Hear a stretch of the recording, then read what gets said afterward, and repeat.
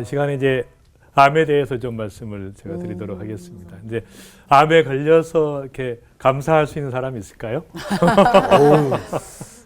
그래서 제가 우리 이재철 목사님께서 최근에 그 전립선암 3기로 진단을 받으시고 어려움을 많이 겪고 계시는데 이제 오늘이라도 내가 죽을 수 있다는 사실을 잊어버리고 살 때가 있었는데 하나님께서 내게 암이라는 질병을 주셔서 암과 더불어 항상 죽음을 의식하고 살아갈 수 있게 해주셔서 감사합니다. 그래서 이제 감사하는 마음으로, 그러니까 이런 사람은 세상이 감당할 수 없죠. 어떤 상황에도 감사할 수 있는 사람은. 그래서 우리는 이 하나님께서 절대 섭리, 절대 은혜 가운데 우리를 살고 계시기 때문에 설사 암에 걸리더라도 하나님의 섭리 가운데 있는 것이죠. 그래서 그걸 이제 받아들이면서 이제 감사할 수 있는 그런 마음이 참 중요한데, 저는 이제 암 환자들을 주로 보기 때문에 이제 굉장히 힘들 때가 많아요. 왜냐하면 건강한 사람들 이렇게 보면은 너무 이제 참 귀하고 그런데 암 환자들이 이제 뭐 죽어가는 분들, 암이 재발한 분들, 또 온몸에 퍼진 사람들, 그러니까 이런 분들 이제 많이 이렇게 대하다 보면은 굉장히 힘들죠, 제가. 그래서 어쩌다가 감기 환자가 모르고 제 방으로 들어오면 제 진료실로 너무 반가운 거예요. 이번 어차피 나을 거니까. 그래서 이제 암 환자를 볼 때마다 제가 한 3명 정도 보면 제가 좀 누워 있어야 돼요.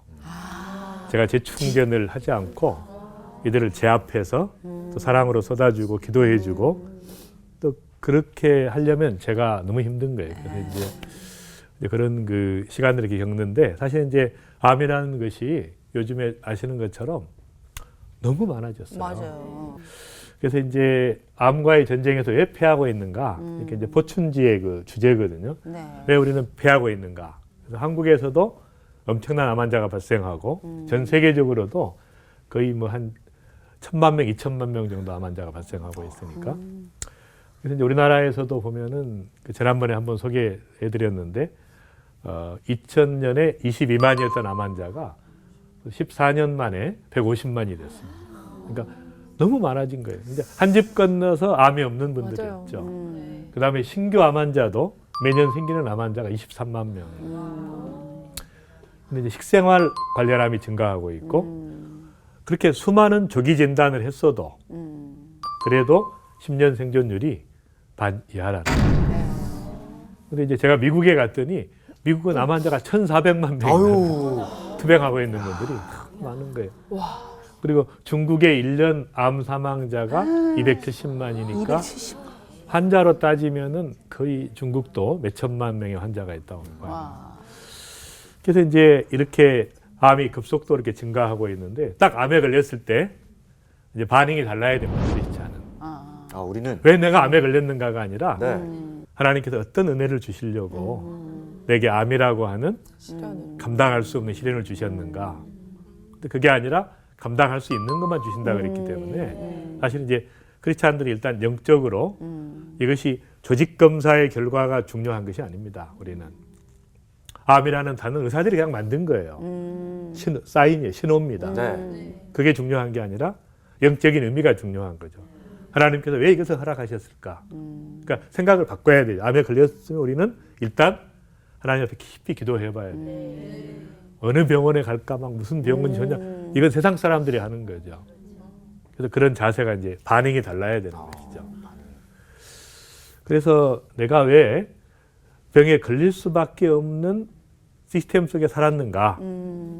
그럼 어떻게 내가 암이 생존할 수 없는 치유 시스템으로 바꿀 것인가? 이걸 먼저 생각해야 되는 거예요. 빨리 바꿔줘야 돼요, 환경을. 그러니까 스트레스 속에 있는 분이 암에 걸리면 더 스트레스를 받죠. 그러면 더 빨리 자라는 것이에요. 스트레스를 안 받으면 암이 잘 안 자랍니다. 느긋하게 가는 거예요. 그러니까 우리는 이제 어떻게 하냐면 시스템을 바꿔서 암이 생존할 수 없는 구조로 만들어주는 게 이제 중요한 것이고요. 그래서 이제 이런 여러 가지 자연 환경이나 생활 환경, 식사 환경, 사회 환경 이런 것들을 암을 이길 수 있는 구조로 감사하면 암이 생존할 수 없죠. 미워하면 암이 빨리 자라죠. 그래서 이런 식으로 그러니까 우리의 구조를 바꿔가는 좋은 식생활을 하면 자랄 수가 없죠.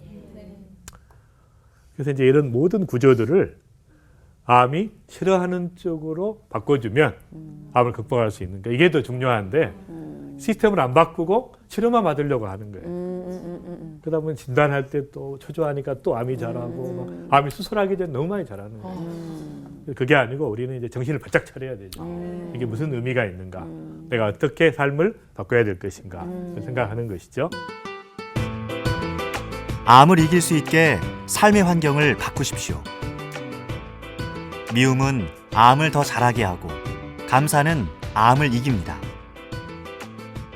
자연 환경, 사회 환경, 생활 환경, 식사 환경 등 암에 걸릴 수밖에 없는 질병 시스템에서 암이 생존할 수 없는 치유 시스템으로 바꾸면 암을 극복할 수 있습니다. 암 환자는 암으로 죽지 않는다. 그러니까 마사이족이라고 들어보셨어요? 네. 케냐에서 가장 용맹스러운 네, 전투 부족. 예. 네, 전투 TV에서 부족. 막 다큐. 거기 이제 제가 한 20년 전에 이제 사랑의 병원을 설립을 했거든요. 그 이제 그 진료를 여러 차례 갔었는데 이제 거기에 있는 진료하다 보니까 어떤 여자 환자인데 위암인데 그 20년 됐대요. 네? 근데 암이 이렇게 밖으로 나와 있어요. 근데 위암인지 모르죠. 걔네들 이거는. 암인지 제가 모르는 거예요, 보니까 걔네들은. 아니에요. 20년 혹처럼. 됐대 이게. 네. 제가 7년 후에 갔는데 또 살아계세요. 여전히. 그래서 조금 자랐어요. 그러니까 이분은 암인지 모르기 때문에 나쁜 건지 모르는 거. 같이 살자 이렇게. 오. 그러니까 굉장히 의식이 중요한 것이죠. 아, 우리는 암에 걸렸다 그러면 딱 죽었다고 생각하니까 믿음대로 죽는 것인데 믿음대로 좀 이분은 뭐가 있네 그냥 같이 살자. 대수롭지 않게 그냥. 같이 살자 그러니까 같이 사는 좋네. 것이에요. 굉장히 중요한 것입니다. 네. 그러니까 수많은 암 환자들이 그 암으로 인해 죽는 게 아니에요. 그 생각 때문에 죽는 거네. 네, 그래서 이렇게 자포자기와 공포 때문에, 그다음에 무지하기 때문에, 또 면역력이 떨어져서 감염으로 죽지, 암 환자가 암으로 죽지 않습니다. 대부분 감염으로 죽는 거예요.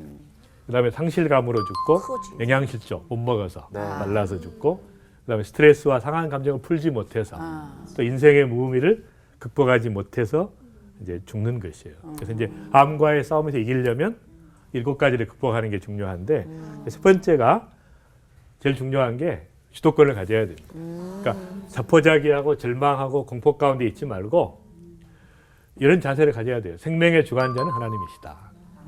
의사가 6개월 남았습니다. 그러면 그 말 믿으면 믿음대로 6개월 만에 아. 네. 생명의 주관자는 하나님이시기 때문에 이런 자세를 가져야 돼. 내가 암에게 걸린 것도 불행하지만 암이 나에게 걸린 것도 불행하지.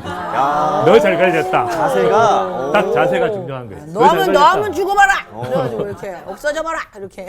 그래서 결정을 자기가 해야 됩니다. 무슨 말이냐면 이 질병이 완치되는 질병은 의사를 100% 신뢰하고 맡겨야 돼요. 근데 완치되지 않는 질병은 의사가 책임질 수 없는 질병은 네. 암은 자기가 판단을 해야 돼요. 모든 자료를 동원해서 굉장히 중요한 것입니다. 예를 들면 이제 항암제 같은 경우에도 보면은 위암에 관해서 항암제 성적이 그렇게 신통치 않다고 교과서에 나와 있어요. 대장암의 경우도 1기, 2기, 3기 다 그렇게 결과가 하는 그룹과 하지 않는 그룹과 그러니까 수술만 한 그룹과 수술하고 항암제 쓴 그룹이 이렇게 큰 차이가 없는 것이죠. 췌장암의 경우도 거의 반응이 없습니다. 항암제. 간암의 경우도 거의 반응이 없고 담낭암도 반응이 없고 신장암도 이런 식으로 상당히 많은 암이 항암제에 반응하지 않는 암임에도 불구하고 의사가 하라고 하면 무조건 하는 거예요. 그렇죠. 우리는. 하다 보니까 몸 다 망가지고 면역 떨어져서 오히려 빨리 재발하고. 그러니까 아까 말씀드린 것처럼 우리가 의사를 신뢰하고 따라가는 것은 좋지만 나을 수 없는 병인데 의사가 책임질 수 없는 병을 의사가 시키는 대로 해서 잘못되면 의사가 책임지지 않습니다. 다 재발해가지고 오지 않아요. 병원에 가면. 너무 가슴 아픈 거예요. 그래서 이런 경우에 주도권을 내가 가지라는 거예요. 그래서 이제 제 친구 중에 굉장히 그 높은 지위에 있었던 친구가 있었는데 이제 암에 걸렸는데 이제 후두암에 걸린 거예요. 그래서 이제 이쪽에 너무 암이 이제 문제가 심각해가지고 이렇게 드러내야 된다고 목을 말을 못하게 돼 성대를. 네. 그래서 이제 그 방법밖에 없다 그러더래요. 근데 그 의사 말대로 했으면 자기는 죽었을 거라는 거예요. 이거 수술하고 나면 상실감으로 인간적 좌절로 못 버티고 죽었을 거라는 거예요. 근데 그냥 수술하지 않고 한번 해보자는 사람을 만나서 회복이 된 거예요. 그래서 이제 정말 물론 많은 분들이 기도했죠. 크리스찬이고 저를 전도했던 친구인데 많은 분들이 기도했기 때문에 극복했지만 중요한 건 내가 선택하라는 것이에요. 그러니까 많은 분들이 그래요. 항암제 싫은데 막 억지로 해야 돼. 그럼 절대 회복이 안 되죠. 오히려 더 나빠집니다. 그다음 이제 두 번째는 이제 그 치료 방법을 말씀드린 것처럼 기존의 현대의학과 보완 대체의학을 100% 활용해서 그걸 통합의학이라고 이야기해요. 현대의학과 이걸 결합한 것을. 그걸 이제 제가 독일에서 공부를 해가지고 왔는데 상승작용을 극대화시켜서 말하자면 그 검은 고양이든 흰 고양이든 쥐만 잡으면 된다. 이것이 등소풍의 정책이었어요. 그러니까 잠깐 암만 고치면 되는데 이쪽을 하는 분들은 이쪽을 절대 하지 마라 그래. 또 이거 하는 분들은 이거 하지 마라 그래. 이러면 안 되는 거죠. 그러지 말고 강점을 결합해서 암을 고치는 게 중요합니다. 그렇죠. 재발 안 하는 게 중요해요. 맞아요. 의사가 시키는 대로 하는 게 중요한 게 아니라 내가 사는 게 중요하기 때문에 내가 결정을 하라는 것이죠. 그다음에 모든 방법을 동원하라는 것입니다. 근데 암의 원인 자체가 굉장히 복합적입니다. 유전적인 것도 있고 환경오염, 생활습관, 식생활, 스트레스, 방사능, 호르몬 복합적이기 때문에 전인적인 치유가 필요하니까 모든 것을 총동원할 필요가 있는 것이죠. 근데 교수님, 유전적이라는 이야기가 나올 때 사실 그 생각 때문에라도 왠지 또 왜 그 같은 병이 막 걸릴 것 같은. 네, 이따 제가 설명해 드릴게요. 또 있어요? 자세하게. 네. 그래서 이제 암의 원인은 나쁜 자극이에요. 계속 자극을 주면 암이 생기는 거죠. 예를 들면 이제 담배를 계속 피우면 자극이 되니까 암이 되는 것이죠. 그래서 이제 중앙아시아에 가면 식도암이 많아요. 이분들이 이제 유목민들인데 추우니까 천막에서 자잖아요. 네. 계속 뜨거운 물을 마시는 거예요. 그러니까 식도에 자극이 되니까 식도암이 많고. 뜨거운 물도. 인도에 가면 구강암이 많아. 이분들은 이제 칫솔질을 하지 않고 약초를 독한 약초를 자꾸 이에다가 집어넣으니까 구강암이 되니까 자극을 받으면 그 부위가 암이 되는 것이죠. 이게 쌓이고 물리적으로도 되고 심리적 자극도 마찬가지예요. 심리적으로 스트레스를 받으면 혈관이 수축되면서 산소 공급이 안 되죠. 그런데 암은 산소를 싫어하기 때문에 또 암이 생기는 거예요. 그래서 이런 복합적으로 계속해서 자극을 주는데 똑같은 담배를 피워도 이 사람이 암에 안 걸리는가? 이것은 이제 면역성이 강하기 때문에 그렇습니다. 그런데 유전성도 중요하지만 유전성은 그 한 6% 정도밖에 안 돼요. 전체 6%. 암에. 그렇게 많이 중요하지 않고 나중에 설명드리겠고.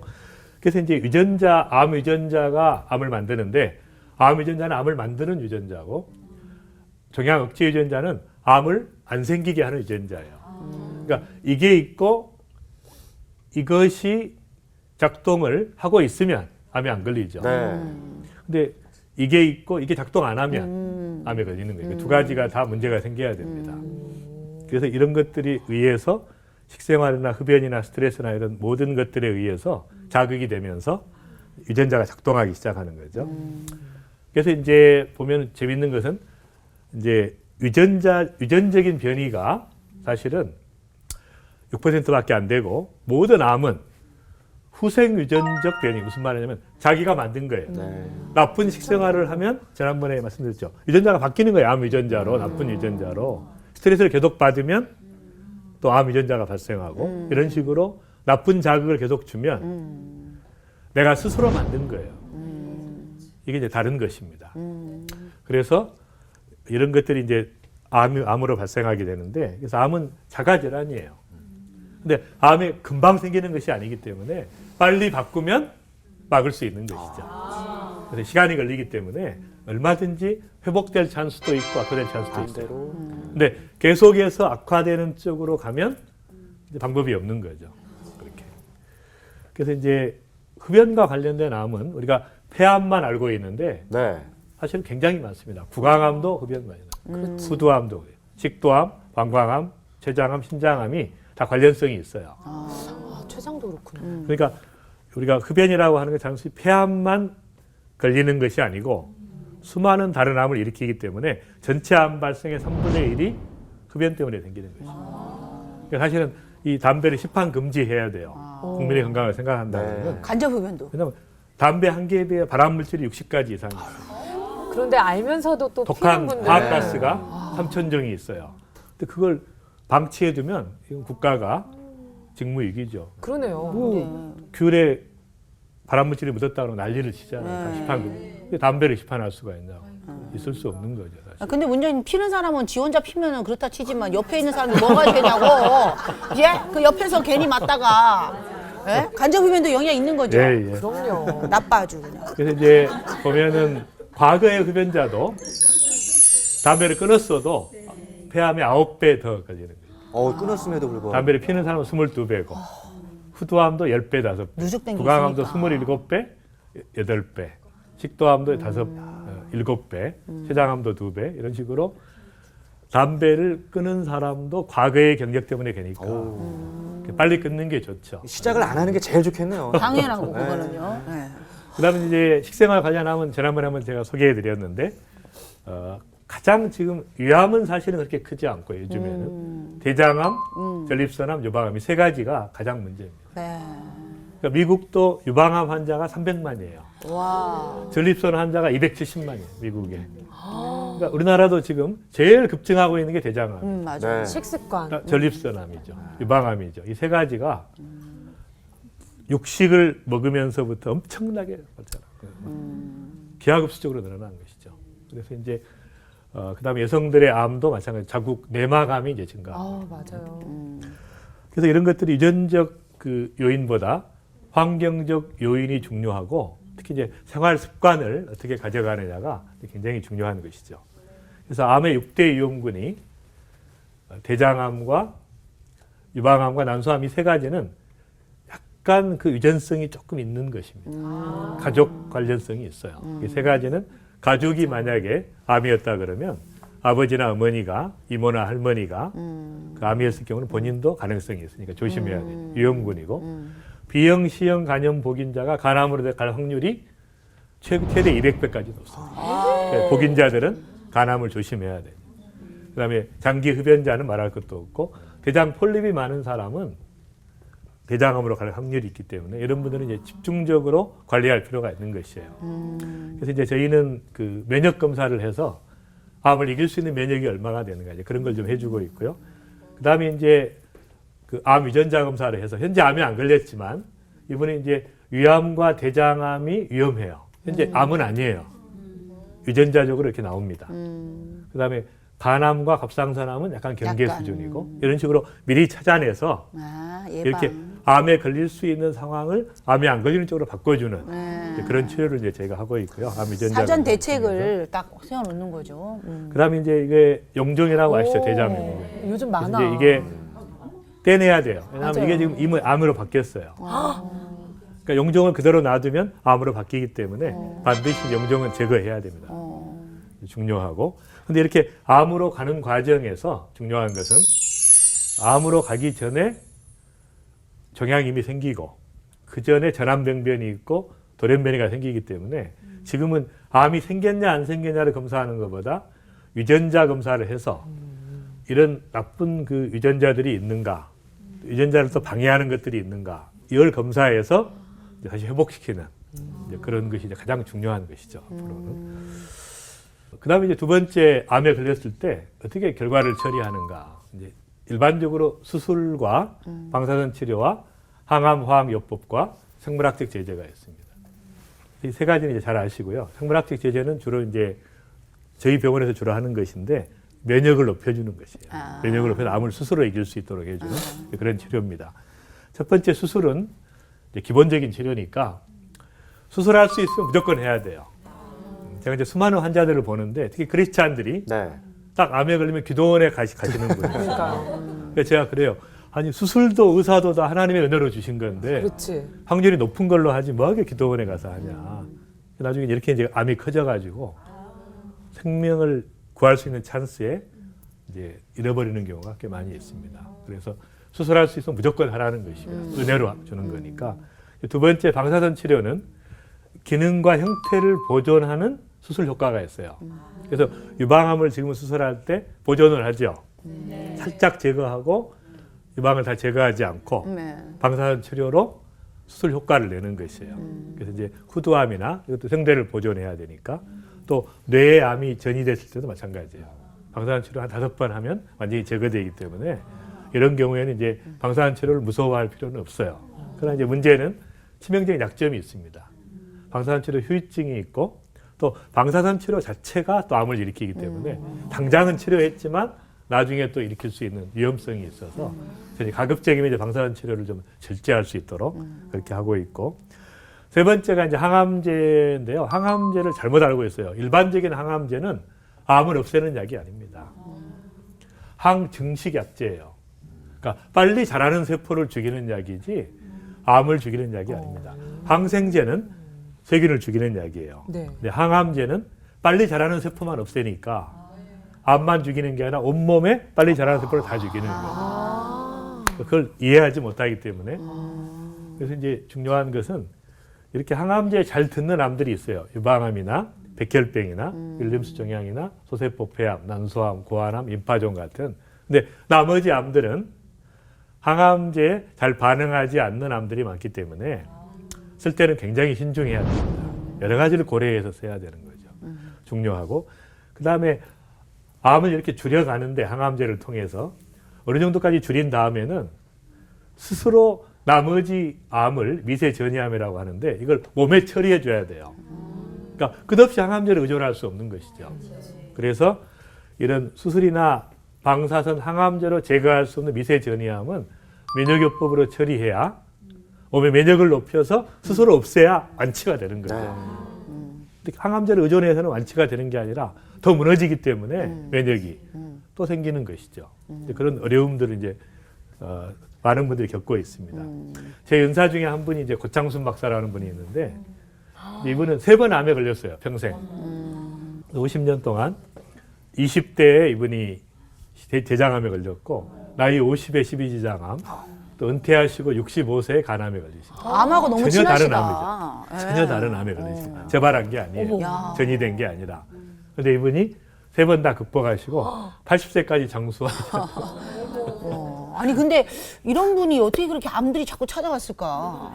예? 잘못 만났네. 잘못 만난 암이 거지. 잘못 쟤네들이. 찾아갔어. 그래서 이제 이분이 네. 그 대통령 주치의를 하셨고 또 서울대병원 이제 부원장 하셨기 때문에 제 연사 중에 한 분이신데 이분이 이제 그 한 얘기가 유명한 책을 썼죠.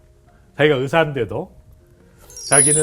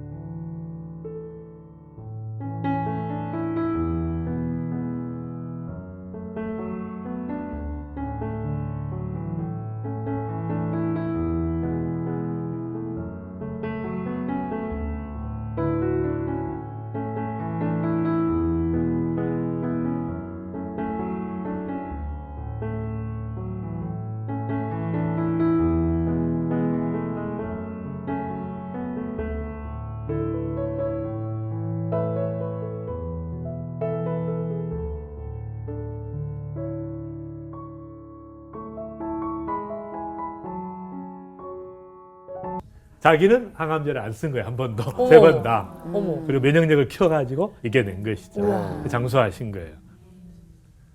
그래서 이제 좀 아이러니컬하죠. 의사들은 그러니까. 다른 환자를 쓰면서 그니까. 자기가 걸릴 때는 꼭 그런 건 아니지만 어쨌든 이제 이분은 항암제를 안 쓴다는 원칙을 고수했어요. 3번 다 완치되시고 80까지 장수하시고. 그래서 이제 저는 이제 굉장히 중요한 거라고 봅니다. 왜냐하면 이렇게 항암제를 남용하지 않고 정말 내가 면역을 키워서 이길 수 있는 그런 자세를 갖는 게 참 중요하고요. 근데 일반인들은 사실 그걸 먹어야만 자기가 재발하지 않는다라는 어떤 의지가 있기 때문에 이 선생님 이제 아까 그 박사님은 내가 할 수 있어 이게 있었지만 그래서 어쩔 수 없이 또 먹게 되는 거예요. 항암제를 먹는 게 아니고 맞는 거예요, 주로. 아, 예. 제가 안 맞아봐가지고 저 암이 안 걸려 모르면 그렇게 예.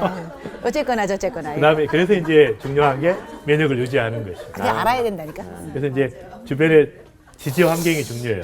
그러니까 자연 속에 가서 이제 빨리 환경을 바꿔줘야 돼요. 암에 걸리면. 그다음에 이제 좋아하는 사람들이 주변에 있어야지 계속 스트레스를 주는 사람들이 있으면 이제 곤란한 것이죠. 그다음에 두 번째는 영양 면역이에요. 최상 좋은 물과 최상의 자연식으로 면역을 높여주는 거예요.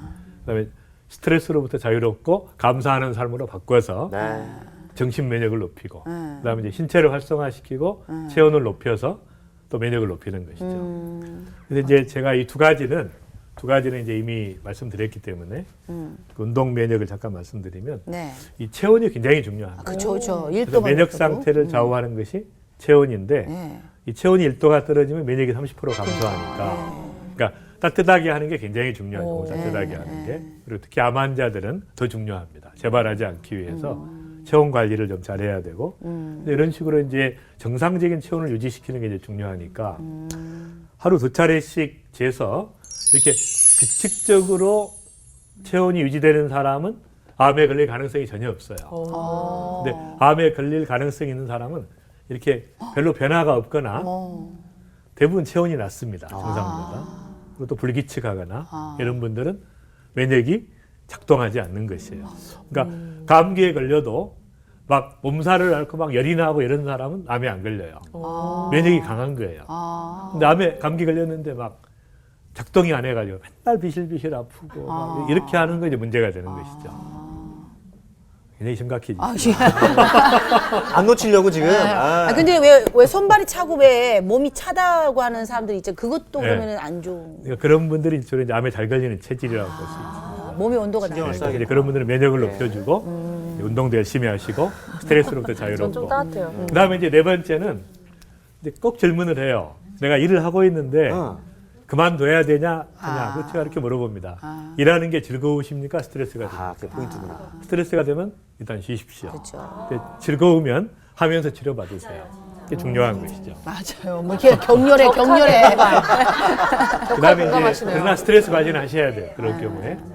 그래서 이제 하용조 목사님이 이제 암에 걸리셨잖아요. 아, 네. 근데 제가 객관적으로 볼 때 제가 이제 한 목사님과 좀 사역을 했기 때문에 옆에서 보면 딱 돌아가셔야 될 상황인데 안 돌아가시는 거예요. 간암수 7번 하셨고 투석을 계속 하루에 그 일주일에 3-4번씩 하시면서 또 인슐린 막 맞아가면서 100가지 병이 있었는데 딱 그러시더라고요. 사명자는 죽지 않는다.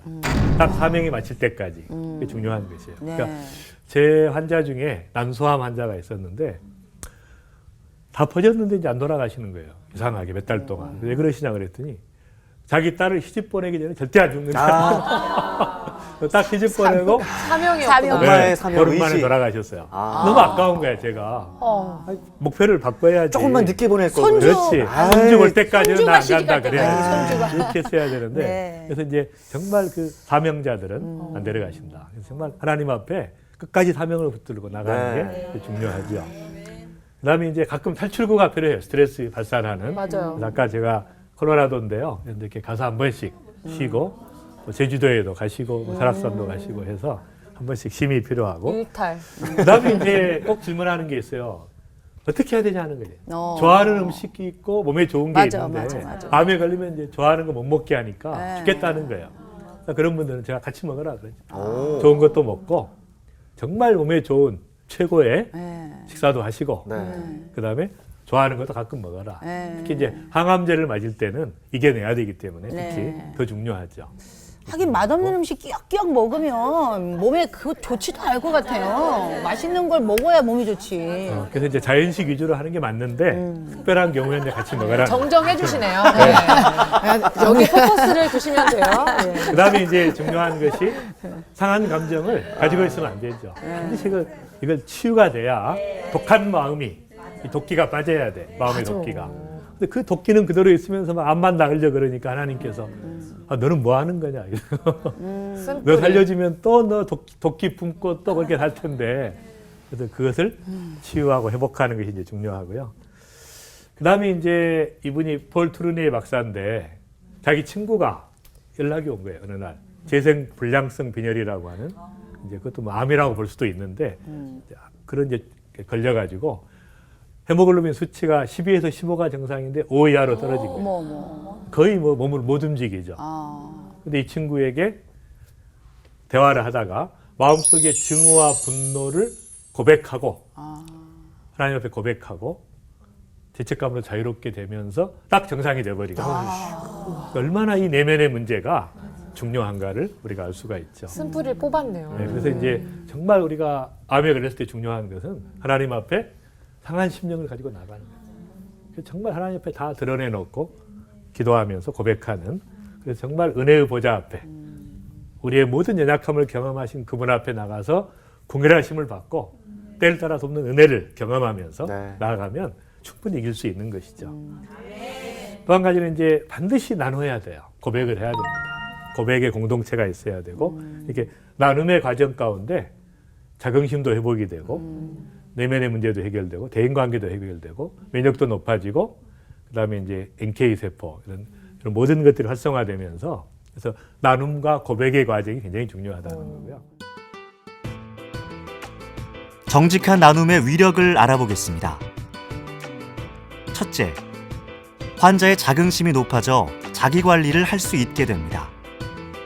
둘째, 대인관계가 좋아지고 의료진에 대한 신뢰가 회복되어 치료에 적극적이게 됩니다.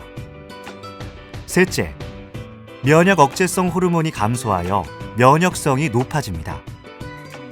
마지막으로 신경계와 면역계는 밀접한 관계가 있는데 NK세포가 정상으로 회복됩니다. 공동체에 고백하고 나누세요. 그다음에 이제 마지막으로 중요한 게 주님의 임재 가운데 나가라는 것이죠. 그러니까 암에 걸려가지고 기적적으로 완치된 사람들이 많아요. 맞아요. 그런 걸 많이 보는데 또 많이 오고 저한테도. 근데 이제 이런 분들을 보면 대부분이 다 하나님과의 만남이 있었어요. 네. 하나님을 처음 만났거나 믿었던 분인데 그냥 뜨겁게 주님을 맞아요. 만나가지고 회복이 되신 분들이. 근데 이런 것이 이제 어떻게 가능할까 그랬는데 이것을 밝혀내신 분이 하버드 의과대학의 허버트 벤센 박사가 이런 증상들을 모아가지고 책을 쓴 게 브레이크 아웃 프린서플이에요. 왜 이것이 낫냐? 그래서 이제 객관적으로 야. 입증을 한 거예요. 몸부림치는 단계에서 네. 막 암에 걸려가지고 몸부림치고 예. 막 질병, 난치병 걸려서 몸부림치고 그러다가 갑자기 어느 단계에 가서 딱 내려놓게 되면 방아쇠를 당기는 거라는 거예요. 딱 내려놓게 되면 모든 게 회복이 되면서 갑자기 이렇게 굉장히 높은 하나님의 그 깊은 임재를 경험하는 거예요. 은혜를 깊이 경험하는 거예요. 딱 그때 몸이 새로워지는. 이것은 이제 심리적으로 가능성이 있다는 거예요. 기적이 아니라는 거죠. 이런 프로세스를 통해서 완치될 수 있다는 것을 이제 제시한 거예요. 이 책을 통해서. 근데 이제는 기적이 아니라 과학이 된 것이죠. 정말 하나님을 믿고 그 은혜 안에서 나아가면 완치될 수 있다는 것은 과학이라는 것이에요. 그래서 이제 이 책을 썼고요. 그 다음에 이제 중요한 게 이 기도는 효과가 있는가. 제가 이제 그걸 처음 경험했던 게 이제 제가 학생 때 제가 이제 그 병원에 있을 때 어떤 환자 그 이제 전도하기 위해서 제가 이제 병실마다 다녔는데 어느 병실에 갔더니 어떤 분이 찬송가를 듣고 있는 거예요. 근데 이분이 이제 유방암에 걸렸는데 뼈에 전이 되고 찬송가만 들으면 이제 통증이 없어진다는 거예요. 근데 이분을 만나가지고 이제 나중에 알게 됐는데 이분이 이제 온몸이 다 퍼지게 돼 결국은. 근데 죽음 직전에 딱 하나님 주님을 만난 거예요. 와. 가지고 온몸에 암이 다 순식간에 사라져가지고 아, 정말. 서울대병원에서 이제 놀라운 일이 생긴 거예요. 근데 이런 일들이 종종 있습니다. 그런데 이제 이런 현상들을 전에는 이제 해석을 못했는데 네. 이제 의학적으로 해석한다는 거죠. 기도는 효과가 있는가? 이것이 이제 이 2001년 뉴욕 타임즈에 그 나왔던 내용인데 한국의 차병원에서 또 미국의 콜롬비아 대학과 공동으로 해서 불임 환자 199명을 두 그룹으로 나눴어요. 그래가지고 한 그룹은 중보기도를 해주고 한 그룹은 그냥 했어요. 야, 그리고 했는데 중보기도 한 그룹은 임신 성공률이 시험관 아기를 통해서 50%가 됐고 그냥 한 그룹은 26%였어요. 이건 평균 성공률 23%, 25%에 가까운 것이었고 중보기도를 했던 그룹은 평소보다 두 배. 엄청난 임신 성공률이 있었던 거예요. 그러니까 기도는 효과가 있다는 거예요. 중보기도가 얼마나 중요한가를 이제 보여주는 이제 그런 연구였고요. 그래서 저는 이제 특별히 이제 그 이희대 박사라는 분이 계신데 네. 이분이 이제 좋은 크리스찬이고 그 세브란스 병원의 이제 유방암 센터 소장이셨어요. 근데 이분은 암을 11번 걸려서 12번 이기신 분이에요. 그래서 11번도 어떻게 4기 암 환자인데 보면 이제 2003년 1월에 대장암 2기로 진단받고 다시 간으로 갖고 골수로 전이돼 가지고 4기로 진단받고 그다음에 이제 수술만 12번을 간을 3번 절제했고 대장과 직장을 한 번씩 골반 뼈수술 이렇게 해가지고 뼈까지. 와. 이렇게 했는데 이분이 이제 11번 재발했는데 12번 계속 벌떡 일어나가지고 이제 환자 진료 계속 하시고 굉장히 이제 오래 버티셨죠. 근데 이제 이분의 이야기가 무슨 얘기냐면 흔히 4기를 암 말기라고 합니다. 하지만 저는 말기암은 없다고 봅니다. 4기 다음은 5기입니다. 암을 이겨낸 단계죠. 암을 이기겠다는 5기만 있으면 하나님 예비하신 생명의 5기에 들어설 수 있습니다. 아멘.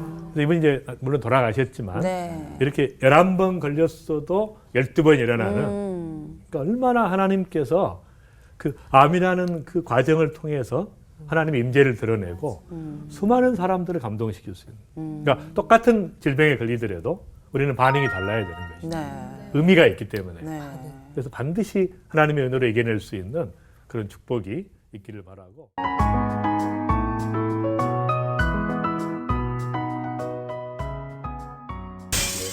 암 환자들이 제일 이제 관심 있는 것이 그 재발을 막는 겁니다.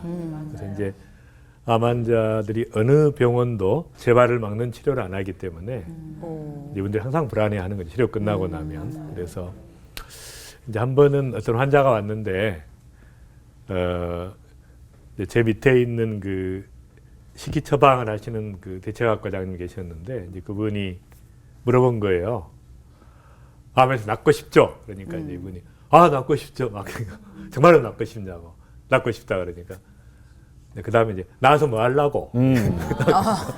굉장히 이제 심각한 질문인 거죠. 그러니까 내가 나은 다음에 어떤 삶을 살 것인가. 그러니까 삶의 변화가 있어야 되는 거죠. 그러니까 이런 그 관점에서 볼 때 옛날 라이프 스타일로 돌아가면 다시 재발하기 때문에 똑같이. 삶을 바꿔야 되는 거죠, 이제는. 그래서 이제 그런 자료들을 좀 보시면 이 일본에서 하와이로 이주한 분들의 그 암 발생률을 보면 이 위암의 경우에 일본에 있던 사람들은 높은데 이민한 1세가 떨어지죠. 네. 그다음에 2세들은 더 떨어지고 이제 미국 사람하고 비슷하게 가는 거예요. 그러니까 위암은 현저하게 낮아진다는 거예요. 근데 반대로 유방암을 보면 일본의 여자들은 낮았는데 1세들은 이렇게 높아지고 2세들은 더 높아지고 미국 사람하고 비슷하게 되는 거죠. 그래서 이 자료를 보면은 체질이 아니라는 걸 알 수 있습니다. 암은 라이프 스타일이다. 지금 말하자면 일본에 살 때의 라이프 스타일과 미국으로 이주한 후에 라이프 스타일이 다른 거죠. 특별히 이제 식생활의 변화가 가장 크기 때문에 그 식생활이 변화되면서 서구화되면서 미국화되면서 이제 암이 발생하기도 하고 어떤 암은 줄어들기도 하는 거예요. 그런 측면에서 봤을 때 이 환경 요인이 얼마나 중요한가, 라이프 스타일이 얼마나 중요한가. 그래서 이제 많은 연구들을 해보면 암과 또는 질병과 가장 밀접한 관계가 있는 것은 바로 라이프 스타일이다. 내가 어떤 삶을 살아가느냐. 그래서 이제 성경에 너희가 너희 하나님 나 여호와의 말을 들어 순종하고 내가 보기에 의를 행하며 내 계명에 귀를 기울이며 내 모든 규례를 지키면 내가 애굽 사람에게 내린 모든 질병 중 하나도 너에게 내리지 아니하리니 나는 너희를 치료하는 여호와임이니라. 하나님께서 무병의 삶을 약속하셨는데 그 비결이 뭐예요? 하나님의 말씀을 잘 듣고 순종하면, 그러니까 청종과 순종이에요. 그러니까 순종이라는 건 뭐예요? 하나님께서 말씀하신 성경적인 삶을 그대로 살아가면 무병의 삶을 약속하겠다는 거예요. 그래서 이제 라이프 스타일이 핵심이라는 걸 알 수가 있고, 그 다음에 성경 구절을 봐도 내 아들아 내 말에 주의하며 내가 말하는 것에 내 귀를 기울이라. 그것을 내 눈에서 떠나지 말며 내 마음속에 지키라. 그것을 얻는 자에게 생명이 되며 그의 온 육체의 건강이 됩니다. 마찬가지 하나님께서 말씀하신 것들을 진리의 말씀을 그대로 사는 삶을 살면, 라이프 스타일을 살면 온 몸의 건강이 되겠다는 것이죠. 그래서 라이프 스타일이 곧 건강이라는 것을 알 수가 있습니다. 그래서 여러분 그 요한복음 5장에서 그 38년 된 환자를 향해서 예수님께서 뭐라 그러죠? 네가 낫고자 하느냐. 네. 그러니까 정말 원하느냐는 거예요. 간절히 원하느냐. 그래서 이제 나중에 고쳐주신 다음에 다시는 죄를 범하지 말라. 그렇죠. 네. 굉장히 중요한 것입니다. 말하자면 옛날의 라이프 스타일로 돌아가지 말아야 된다는 것입니다. 그것이 이제 건강의 비결인데, 제가 이제 특별히 그 암에 대해서는 너무 많은 암 환자들이 아까 말씀드린 이제 고통을 받는 거죠. 그래서 이제 심은도록 거두는 잘못된 라이프 스타일의 열매를 자기가 맺은 것이에요, 사실은. 그러나 이제 이미 지나간 일이고 하나님 안에서 다시 회복해야 되는데 이분들의 고민이 있는 것입니다. 이분은 이제 대장암 2기 진단을 받고 항암제 12회 중 8번까지 진행한 상태인데 다 망가진 거예요. 너무 고통스러워가지고 항암제를 못 맞겠다고 이제 찾아온 것이죠. 의사가 그러더래요. 도저히 못 맞겠다 그랬더니 다른 방법이 없으니까 면역 촉진제를 넣어서 그 쉽게 말하면 이제 백혈구를 올려가지고 막 맞자는 거예요. 이제 설사하고 막 도저히 못 맞겠다고 하는데도 계속 하라고 이야기하니까 이분이 너무 이제 상처를 받아가지고 찾아온 거예요. 맞으면 대장암 2기의 경우는 반드시 항암제를 쓸 필요가 없는 암입니다, 사실은. 그러니까 해도 되고 안 해도 되는데 괜히 해가지고 다 망가뜨린 거예요, 오히려. 이런 환자들이 이제 너무 많은 거죠, 사실은. 고통받는 환자들이. 그 다음에 케이스는 이제 유방암 환자인데 37세 여자였는데 항암 치료를 끝난 다음에 의사가 그러더래요. 더 이상 해줄 게 없으니까 3개월에 한 번씩, 6개월에 한 번씩 체크해라. 근데 체크하는 게 뭐죠? 재발했는지의 여부를 체크하는 거예요. 자기는 재발을 막아줘야 되는데 의사는 재발했는지만 체킹하는 거죠. 그러니까 너무 답답한 거예요. 어떻게 해야 될 줄을 모르는.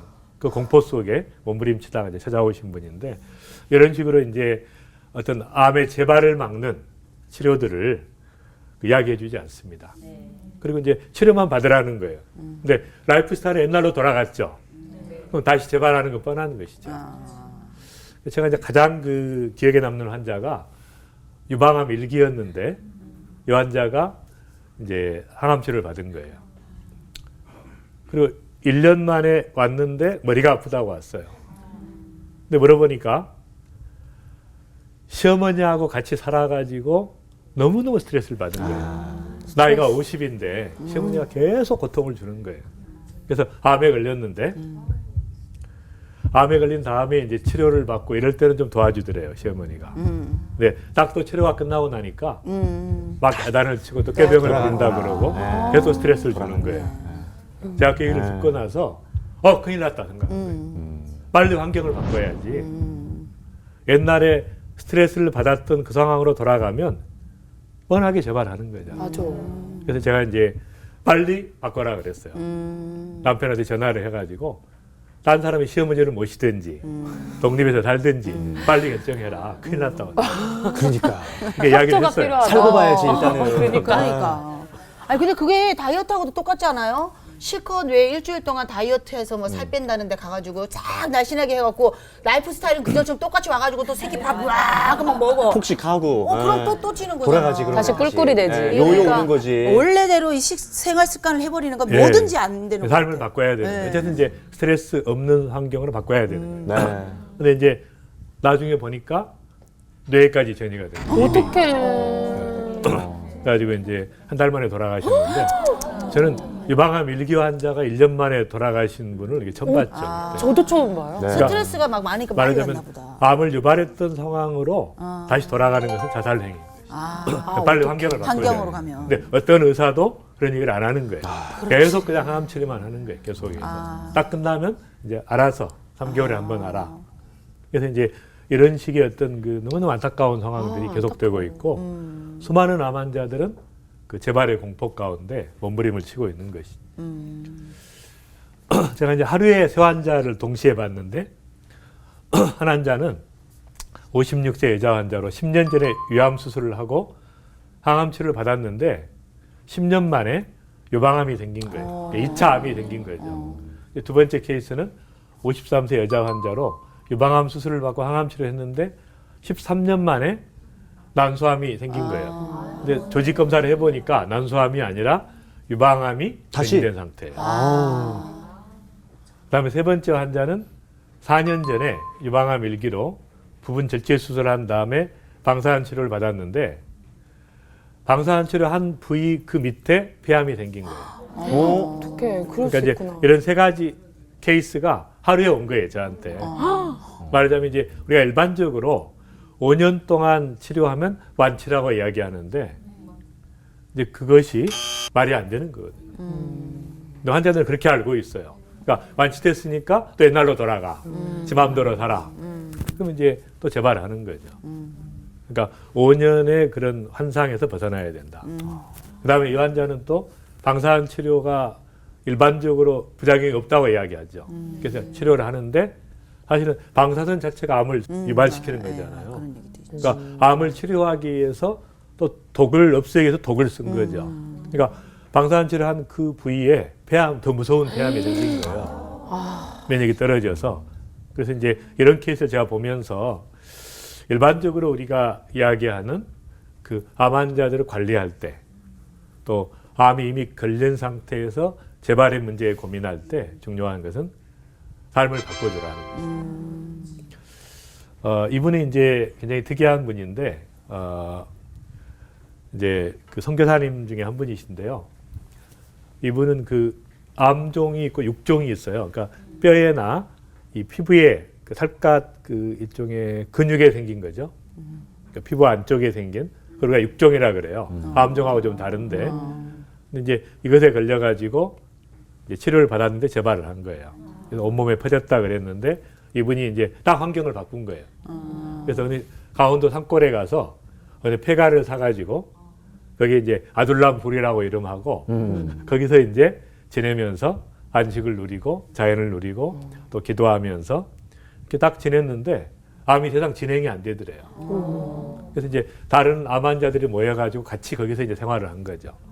그래가지고 이제 많은 분들이 또 치유도 되고 또 회복도 되고 또 암이 진행되지 않는 그러니까 환경을 바꿔주는 것이 얼마나 중요한가. 그래서 이분이 이제 쓴 책이 암을 투병하면 죽고 치병하면 산다. 암을 다스려라. 다스려야지 싸우고 막 항암제를 쓰고 이런 식으로 하면 곤란하다. 니 죽고 나 살자 이러면 같이 주는 거야. 니 죽고 나 살자. 그래서 이제 지난번에 말씀드린 것처럼 반드시 항암제를 써야 될 때가 있어요. 네. 그때는 써야 되지만 맞아. 써도 되고 안 써도 되는 상황에서 계속 쓰면 오히려 몸만 망가지고 네. 암만 성질이 아주 사나워지기 때문에 암을 다스리는 게 중요하다. 이제 그런 책이고요. 암과의 동행 5년이라고 이분은 이제 44세의 나이에 대장암 3기 진단을 받았어요. 그래서 12회 항암 치료를 받으라는 말을 듣고 4번을 하다가 도저히 못 맞겠다. 맞다 보니까 자기들이 다 무너지는 것 같아요. 온몸이. 그래서 그냥 딱 의사의 권유를 뿌리치고 자기가 면역을 높이는 삶을 산 거예요. 건강한 삶을 살아간. 환경을 바꾸고 또 식이요법을 하고 운동을 하고 이렇게 해가지고 면역이 확 높아지면서 너무 건강하게 이제 살고 있는 거죠. 지금까지. 2008년이니까 지금 이제 8년이 지났는데 건강하게 정상적으로 근무하면서 잘 살고 계시는. 그래서 만약에 이제 이분의 생각이 그런 거예요. 자기가 의사가 시키는 대로 계속 12회를 받았더라면 다 무너졌을 거다. 맞아. 그리고 면역이 무너지니까 재발이 잘 될 거 아니에요. 그래서 공장형 의료 시스템을 거부하라. 그 유명한 말을 했죠. 멋있다. 모든 환자를 다 똑같아. 기계 부속품처럼 생각하는 그런 치료가 아니라 각 사람에게 맞는 치료가 이제 필요하다는 것이죠. 맞춤형. 네, 맞춤형 그렇죠, 치료가 맞춤형. 필요하다. 그래서 이제 일반적으로 우리가 5년 생존율은 완치라는 허상에서 벗어나자는 거예요. 왜냐하면 조기암을 포함해서 절반의 암 환자는 10년을 견디지 못하고 생명을 잃는다. 그러니까 많은 암 환자들이 사실은 그 조기 진단이 많기 때문에 완치율이 높아진 거거든요. 그러니까 완치율이 70%다 이런 걸 믿으시면 안 돼요. 그러니까 중기 이상 암에 걸린 분들은 거의 다 돌아가시죠. 그러니까 마치 그것을 믿고 항암제를 받으면 사는 것처럼 그렇게 잘못 착각하게 만드는 맞아. 거예요. 병원 치료를 받도록. 근데 그게 아닙니다. 조기 진단을 받았던 이런 분들이 계속 살아있기 때문에 완치율이 높아진 것이지 중기나 말기에서 높아진 게 아니거든요. 굉장히 그 지혜로우신 것 같아요. 다 알아들으신 것 같아요. 보통 분들이 아니신 것 같아요. 그러니까 사실 그 조기에 걸려서 발견하게 되면은 이제 빨리 나을 수는 있잖아요. 근데 그때 방심하지 말고 이걸 평생 나는 언제 그렇게 또 병이 나를 침범할지 모른다는 생각에 생활 방식을 예전하고 다르게 바꿔버리면 그 자체가 건강한 삶이 될 것 같아요. 아니, 보통 분이 아니죠. 평범한 사람입니다. 그래서 이 갑상선암 같이 이제 그런 그 생존율이 높은 암을 빼고 나면 10년 안에 전체 조기 진단을 포함해서 49.5%가 이제 살아남는 거니까 반 이상이 이제 죽는다고 봐야 되죠. 그래서 5년 생존율과 완치율은 전혀 다르다는 것을 아는 게 이제 중요하고요. 그다음에 이제 이 그림이 핵심이에요. 이 그림을 이해하시면 암의 문제는 굉장히 명쾌하게 이제 이야기할 수 있는데 암에 걸렸다는 얘기는 이 암의 나무가 자랐다는 겁니다. 말하자면 이 암의 뿌리가 있고 이 뿌리가 자라 올라온 거예요. 그러면 우리가 치료했다는 얘기는 이 나무를 제거하는 거예요. 그러니까 잘라내고 이 구루터기를 항암제나 방사선으로 이렇게 치료하는 거죠. 그럼 이제 치료 끝났다고 생각해요. 근데 문제는 뭐예요? 뿌리는 뿌리가 살아있어요. 남아있는. 그렇지. 뿌리 쳐 뽑아야 뿌리는 되네. 없어지지 않는 것이죠. 네. 그렇죠. 유전자이기 때문에. 말하자면 유전자를 만드는 것이 생활 습관과 환경에 의해서 만들고 지난번에 이야기한 대로 유전자를 바꾸는 것이 음식이기 때문에 가장 많이 영향을 주는 것이죠. 그러니까 잘못된 식생활과 잘못된 환경 속에 있을 때 암 유전자가 만들어진다. 그래서 암 유전자는 선천적인 것은 6%밖에 안 되고 94%는 자기가 만든 거예요. 후천적으로. 근데 그 유전자가 만들어져서 올라오는데 면역층이 강한 사람은 이 뿌리가 올라오지를 못하죠. 콘크리트 벽처럼 치고 있는 것이에요. 그러니까 똑같이 담배를 피워도 폐암에 걸리고 안 걸리고는 차이는 뭐냐면 바로 면역층이 두꺼운 사람은 안 걸리는 거예요. 면역이 낮은 사람은 걸리는 것이에요. 그러다 보면 그러니까 면역과 유전자 두 가지가 좌우하는 것이에요. 그러니까 암을 이게 끝난 게 아니라 근데 항암제 방사선을 하면 이 면역층이 본래 망가져 있는 면역층이 더 망가지잖아요. 그렇죠. 그럼 나중에 더 뿌리가 잘 올라와요. 그러겠네. 근데 이걸 모르고 항암제 끝난 다음에 이제 끝났다고 생각하는 거예요. 면역은 더 망가졌는데 네. 뿌리는 그대로 있고. 그러니까 빨리 뭘 해줘야 돼요? 면역. 면역을 확 높여줘요. 그러네. 면역을 높여주고 네. 그다음에 이 뿌리를 약화시켜야 돼요. 이 유전자를 약화시킬 수가 있어요. 아까 말한 식생활을 바꾸고 환경을 바꾸고 이렇게 하면서 뿌리를 약화시키는 게 필요하죠. 그래서 이제 이 그림을 잘 이해하면 우리가 암에 걸리지도 않고 또 걸려도 재발을 막을 수가 있는 거죠. 그러니까 여러분이 안 걸리려면 어떻게 해야 돼요? 뿌리를 약화시키고 면역층을 두텁게 하는 강화시켜야 거예요. 된다. 암에 걸렸던 분은 더 중요하죠. 그러네요. 절박한. 한번 구멍 난 데가 또 계속 구멍 나거든. 그렇잖아요. 아예 구멍이 안 나게 만들어야 되는데 난 데는 또 나게 되기 때문에 철두철미하게 막아야 돼. 스토킹이에요.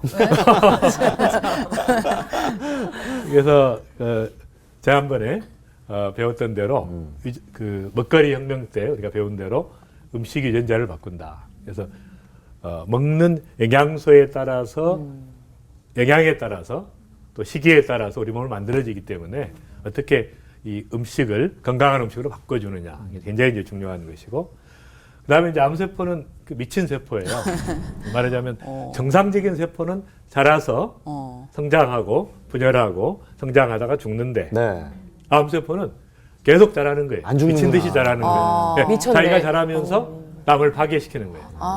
근데 나빴다. 자기가 살려면 자기가 멈춰야 돼요. 자기도 살고 암도 살고 나도 사는 거죠. 사람도 사는 거예요. 근데 암이 자기가 성장 속도를 조절하지 못해요. 계속 그냥 자라면서 다 파괴시키는 거예요. 자기 몸까지 파괴시키는 거예요. 이런 식으로. 근데 이것이 유전자에 돌연변이가 발생해서 생기는 유전자 질환입니다.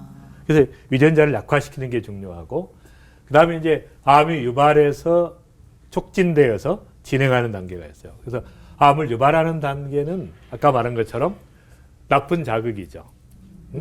근데 식사 중에도 이제 인스턴트 식품이라든지 육식이라든지 나쁜 것들이 들어가면서 이제 자극을 시키고 그다음에 이것들이 이제 자라게 만드는데 결정적인 순간에 이제 암이 진행되게 만드는 것은 스트레스입니다. 그러니까 암이 있어도 스트레스가 없는 경우는 이제 충분히 막을 수 있는 것이죠. 네, 이제 우리가 정상적으로는 암에 걸리는 게 기적입니다. 네? 정상적인 면역 상태에서는 암에 걸리는 게 기적이에요. 절대 걸릴 수가 없어요. 근데 면역 체계가 혼란에 빠질 때 암에 걸리는 것이죠. 그러니까 암이 생기면 우리 몸은 바로 이제 경찰을 동원해 가지고 마이크로파지 이 경찰이 암을 공격하게 되죠. 배지를 딱 달고 네. 나타나네요. 그래도 암의 세력이 세면 네. 상부사령관이 이제 헬퍼 T세포인데 좀 더 세. 보고를 해요. 네, 보고하고. 보고를 해가지고 동원을 하죠. 사이토카인을 분비하고 그래도 약하면 이제 킬러 T세포라는 걸 활성화시켜요. 이야, 특공대입니다. 킬러. 암을 죽이는 우리 몸에 특공대. 다 있다는 특수부대. 거죠. 예, 특수부대. 다 활성화시켜서 수많은 것들을 동원해가지고 소탕하기 때문에 정상적인 면역 체계에서는 암에 걸리는 게 기적이에요. 근데 이제 면역이 혼란 상태에 빠지는 거죠. 아까 말한 불규칙적인 삶을 살거나 스트레스를 받아가지고 이 면역 체계가 아군인지 적군인지 구별을 못해요. 그러니까 자라게 놔두는 거예요. 그래서 이 면역 체계가 굉장히 중요한 것이고요. 그래서 이제 암에 그 재발되지 않는 레시피는 뭔가? 암세포가 말하자면 암의 재발을 막는 전이를 차단하고 암 자체의 세력을 약화시키고 면역력을 높이는 것이 암을 재발을 막는 중요한 요소고요. 그래서 이제 암세포가 성장하려면 암 유전자가 쉽게 말하면 그 변이가 일어나 가지고 자라게 되니까 이걸 막으려면 암 유전자를 약화시켜야 돼요. 반면에 종양 억제 유전자가 강하면은 암 유전자가 있어도 작동을 못 합니다. 그러니까 종양 억제 유전자를 활성화시켜야 돼. 네. 이게 약화되면 그러니까 암 유전자가 있고 종양 억제 유전자가 약화되면 그때 암이 생기는 거예요. 그런데 암 유전자의 돌연변이는 바꿀 수가 없어요. 네. 근데 종양 억제 유전자가 기능을 상실한 것은 회복이 가능합니다. 그러니까 아까 말한 식생활을 통해서 영양을 통해서 바꿀 수 있다는 게 바로 이거예요. 이걸 활성화시키면은 이미 유전자가 있어도 작동이 안 되게 되는 것이죠. 이제 그런 걸 제가 개발해서 또 이제 그 식품을 내기도 했는데 암 치료 후에 사실은 면역력이 굉장히 그 빈곤한 상태예요. 말하자면 림프절을 제거하기 때문에 림프절은 사실은 암을 막는 장치거든요. 그걸 제거해 버리는 거예요. 수술하면서. 그다음에 방사선 치료를 하면 면역력이 파괴되고 항암제를 쓰면 면역력이 저하되니까 대부분의 암 환자들은 치료 후에 면역 빈곤 상태에 있어요. 네. 그러니까 빨리 그걸 강화시켜 주는 게 중요한 것이죠. 그래서 첫 번째는 이제 치유 환경으로 바꿔라는 거예요.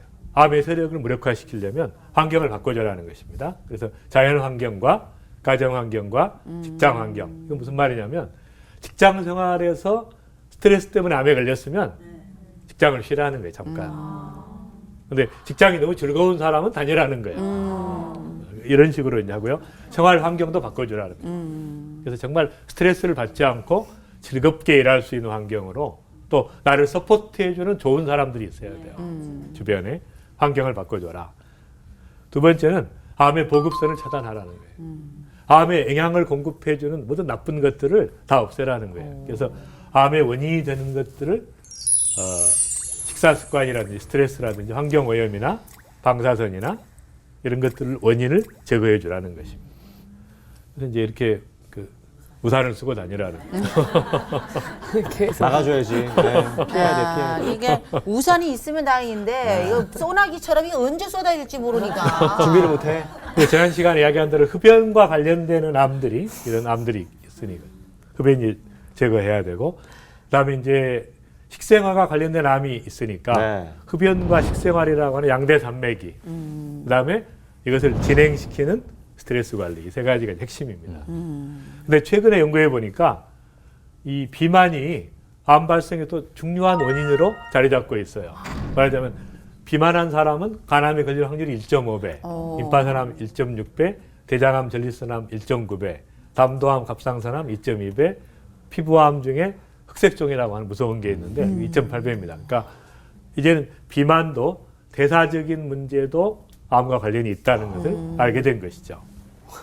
그다음에 이제 여기는 없어요. 괜찮아요. 여기는 괜찮아요. 그다음에 이제 더 중요한 것은 20대, 30대 여성의 비율이 매우 높은 거예요. 암 발생에서. 그래서 갑상선암은 27%고 유방암은 18%, 자궁암 17%, 위암은 12%예요. 근데 이렇게 20대, 30대 여성들이 암에 많이 걸리는 이유가 이제 그분들의 성격 유형이 있어요. 성격? 그러니까 말하자면 마음에 있는 것을 잘 털어놓는 사람들은 암에 잘 안 걸리는 거예요. 안 걸려. 계속 가지고 있는 담는 사람. 사람들. 뒷거짓는 암에 잘 사람들. 걸리는 응, 뻥해 그냥. 근데 점점 거기에다가 스트레스까지 지독하게 받으면 이게 이제 최악. 암에 걸리게 됩니다. 아니 근데 주로요 스트레스를 받는 애들이 저렇게 말을 또 안 해. 혼자 싸매고 있잖아요. 그러니까. 킁킁 싸매고 있고. 남 얘기 아니죠. 아니에요. 저는 건강하게 해소하고 있습니다. 풀어야 돼. 다 말하고 다니시죠? 알 것 같아. 네. 그래서 인간관계 좋지 않은데 나는 암에 안 걸려. 건강해. 그래서 발산의 출구가 없는 것이에요. 이분들이 그렇게 삶을 살면 발산할 수 있는 게 있어야 되는데 그렇죠. 이게 없는 거예요. 네. 그래서 이제 젊은 여성들도 특히 우리 자녀들 중에 젊은 그 자매들 네. 조심해야 돼요. 방심해서는 안 되겠네요. 좀. 오, 그니까. 그다음에 이제 그 이렇게 35세 미만이 암에 걸리면 생존율이 유방암 같은 경우에 훨씬 낮죠. 83%인데 이거는 70%니까 5년 생존율이 이렇게 보면은 나이가 젊었을 때 암에 걸리면 면역이 강함에도 불구하고 뚫고 나왔기 때문에 암의 성질이 안 좋은 거예요. 더 사나운 암세포였구나. 사나운 거예요. 예. 암세포도 젊은 거네 그러니까. 젊으니까 그런 다루기 표현으로 또 힘든 거야. 그러네. 그다음에 이제 중요한 것이 신체를 활성화시켜라는 거예요. 신체를. 그러니까 움직여줘야 된다. 왜냐하면 암이라는 것은 사실은 현기성이에요. 산소를 싫어합니다. 그러니까 계속 혈액순환이 잘 되면 암이 안 생기는 거예요.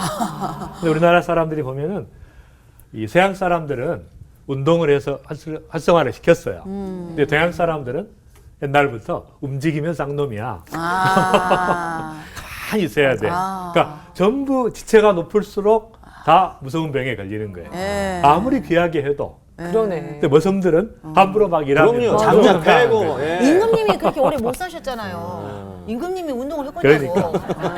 왕손이라든지. 그러니까 예.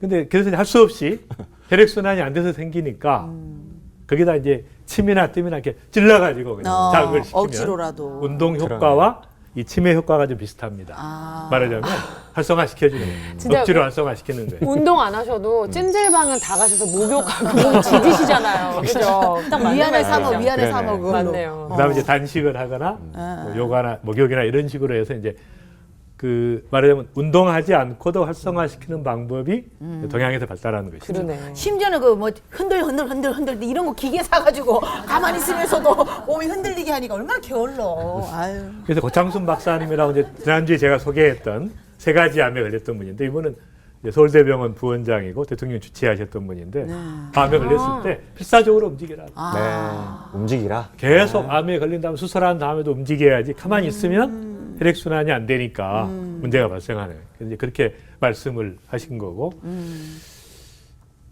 그다음에 이제 운동을 했던 분이 암에 걸렸으면 훨씬 더 완치가 잘 된다는 거예요. 또 암에 걸린 다음에도 유방암 환자를 대상으로 해보니까 암에 걸린 다음에 계속 운동을 하신 분들은 또 사망률이 낮아요. 특별히 이제 운동했던 분이 암에 걸린 다음에 2-3시간 운동한 그룹은 67%나 낮았다는 사망률이. 이런 식으로 이제 운동하는 것이 굉장히 중요하다는 것이고, 그 다음에 이제 핵심은 영양특공제를 투입하라는 것이죠. 그다음에 그냥 식생활만 바꿔가지고는 어려운 거예요. 무슨 말이냐면 예방할 때는 그게 되지만 이미 암이 있고 면역이 떨어져 있을 때는 집중적으로 면역을 높이는 식생활을 하고, 그다음에 이제 특별하게 면역을 높이는 성분들을 영양 면역이죠. 집중적으로 높이는 게 이제 필요하다는 것이. 그래서 이제 많은 환자들이 이제 그런 걸 알지 못하기 때문에 사실 말하면 이제 그 제대로 알지 못하니까 수많은 그 돈을 써요. 너무 많은 돈을 이렇게 쓰고 있는데 네. 그런 방식이 아니라 정말 이제 합리적이고 암을 막을 수 있는 방식으로 가는 게 이제 중요하죠. 그래서 이제 제가 먹거리 혁명 때 이야기했던 것처럼 이제 하나님께서 주신 온 지면에 씨 맺는 채소와 씨 가진 열매 맺는 나무를 너에게 주노라. 그래서 바로 하나님께서 숨겨놓으신 비밀 병기가 있다는 거죠. 아하. 온 자연 속에 바로 그것을 이제 드시라는 것이고, 네. 그 다음에 이제 요한계시록에 있는 것처럼 그 잎사귀들은 만국을 치료하기 위해 있더라. 그러니까 만약 잎사귀 가운데 치료하는 성분을 숨겨놓으셨다는 거예요. 그래서 하나님께서 파이토케미칼이라고 하는 모든 자연 속에 암을 치료하고 예방하는 비밀 병기를 숨겨놓았다는 거예요. 그래서 저희들이 이제 실험을 해보니까 이런 그 이제 셀푸드라는 수십 가지의 그 살아있는 것들을 공급하는 거. 화이토칼라. 네, 그 다음에 이제 휴젠푸드라고 유전자를 회복시키는 성분들을 모아가지고 또 이제 그 실험을 해보고 연구를 해보고, 그 다음에 이제 면역을 높이는 것들을 전부 모아가지고 연구를 해보니까 이제 엄청난 효과가 있는 것이에요. 그러니까 거의 포기했던 환자들도 이것을 먹고 회복이 되면서 또 항암제를 쓰더라도 이런 식품들을 먹고 나면 암에 대한 면역력이 현저하게 높아져가지고 암을 이길 수가 있어요. 그러니까 어떤 환자는 미국에 있는 환자인데 췌장암이 다 전이가 된 거예요. 췌장암이 제일 어렵잖아요. 그러니까요. 근데 이분이 이제 이런 거 집중적으로 영양특공대를 주입해가지고 하면서 항암제를 맞았는데 너무 건강한 거예요. 항암제 12번을 다 맞고 그 다음날 멕시코 단기 선교를 가신 거예요. 그러니까 주변 사람이 놀래버린 거죠. 그리고 췌장암이 항암제 거의 효과가 없는 암인데 거의 다 사라진 거예요. 어떻게 그러지? 항암제만 가지고는 안 되는데 특공대 때문에. 영양특공대를 주입하니까 특공대가. 그러니까 하나님께서 우리에게 예비해 놓으신 이게 너무 중요한 거죠. 그 다음에 이제 면역의 계단을 만드는 것이죠. 그래서 이제 면역을 높이는 삶을 사는데 잠을 잘 자는 게 중요하고, 그 다음에 건강한 식생활, 운동, 일과 휴식. 그래서 이런 기본적인 삶을 통해서 면역을 높여주는. 그러니까 잠만 못 자도 굉장히 면역이 떨어집니다. 그러니까 이런 식으로 기본적인 것들을 하는 게 중요하고, 그 다음에 이제 중요한 것이 반드시 마음속에 있는 고통과 아픔을 나눠야 돼요. 그러니까 마음속에 있는 그 맺힌 것들, 한 맺힌 거, 용서하지 못하는 거, 분노, 이것들을 계속 가지고 있으면 안 되고 반드시 치료하는 그룹이 있어야 돼. 치유적 공동체에 속해 있어야 돼. 치료는 혼자 하는 것이 아니라 같이 되어지는 것이에요. 그래서 나눔의 과정, 고백의 과정 가운데 치료가 이루어져요. 실제로 이런 걸 해보니까 나누는 환자는 2배의 치료 효과가 있습니다.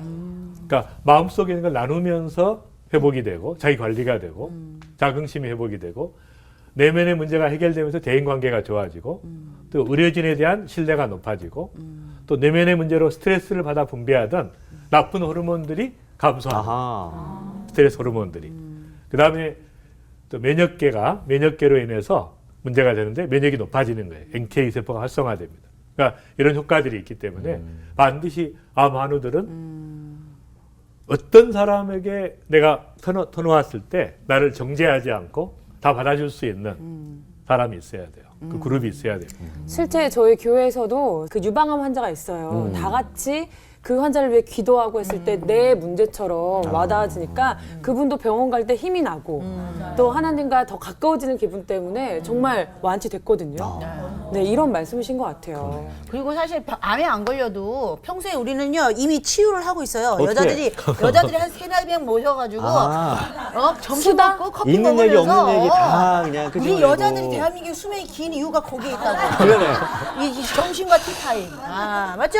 근데 이제 수다를 할 때 건강한 수다를 할 때는 치유가 되는데 나쁜 얘기를 많이 뒷담화. 하면 아니 오히려 나는 스트레스가 스트레스 오히려. 그래. 그래서 정말로 건강한 대화 또 나를 그 정죄하지 않을 수 있는 그래요. 건강한 사람들과 아슬아슬해 같이 지금. 나누는 선 게 타고 있어 중요해요. 지금. 긍정적인 거예요. 그래서 이제 성경에 보면 서로 사랑하라고 하는 게 저는 이제 그렇게 해석합니다. 정말 사랑하는 공동체가 필요하다는 거예요. 대한 공동체가 필요한 거예요. 네. 세상 속에서 정말 사랑하고 섬기면서 나눌 수 있는. 맞아. 또 야고보서에 보면 너희 죄를 서로 고하며 병이 낫기를 위해서 서로 기도하라. 그러니까 서로 고백하면서 기도할 때 놀라운 효과가 있다는 것이죠.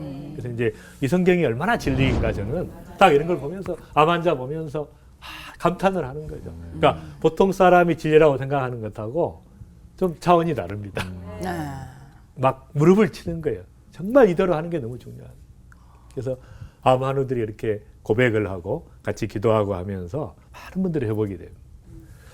그 다음에 이제 중요한 게 감사하라는 거예요. 범사에 감사하라.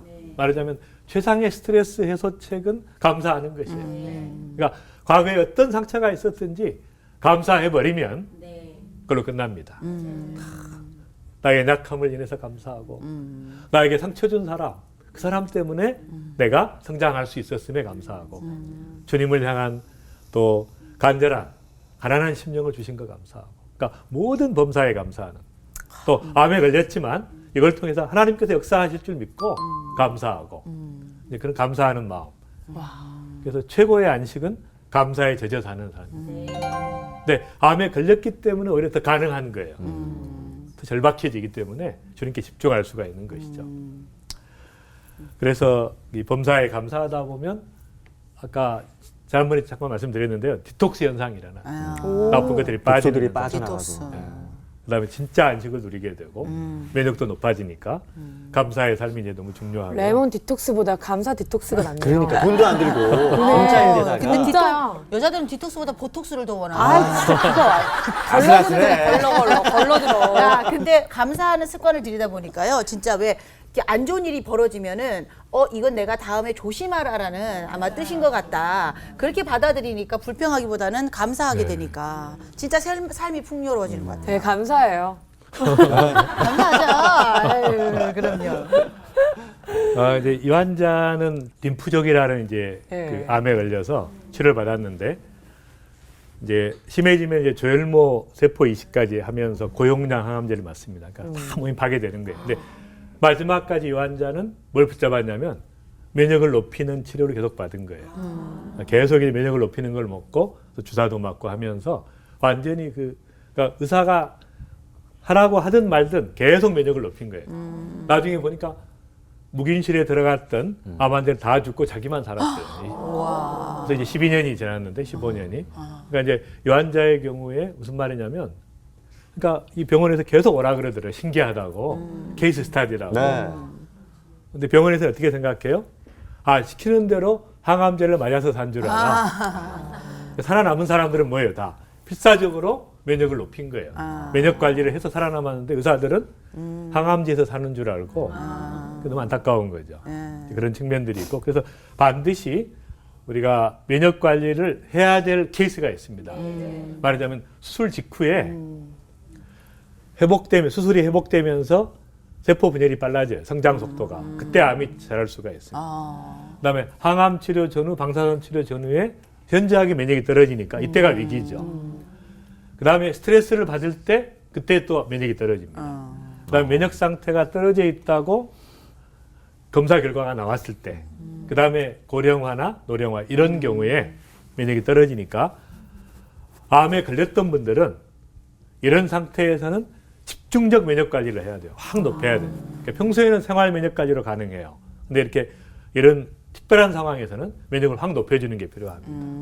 그래서 이제 이런 것들 잘 모르기 때문에 많은 사람들이 불안에 떨고만 있지 어떻게 해야 될지를 모르는 거예요. 맞아요. 그래서 이제 이런 것들을 잘 돌보는 것이 그 지혜로운 것이죠. 자, 우리 같이 한번 읽겠습니다. 너희 중에 누구든지 지혜가 부족하거든 모든 사람에게 후히 주시고 꾸짖지 아니하시는 하나님께 구하라 그리하면 주시리라. 그러니까 암은 중요한 것입니다. 완치되는 병이 아니기 때문에 의사의 말만 100% 믿고 따르면 안 된다는 것이죠.